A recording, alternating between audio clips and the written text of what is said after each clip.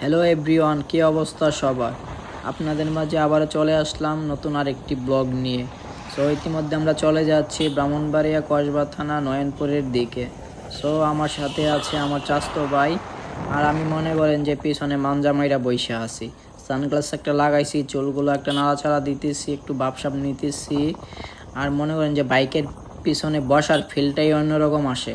ঠিক আছে, জোস, ওয়াও, মানে অসাধারণ একটা ফিলের মধ্যে আছি। মানে এক কথায় অসাধারণ লাগতেছে। যে বসে বাইকের পিছনে ওরাই বলতে পারবো যে ফিলটা কীরকম আসে।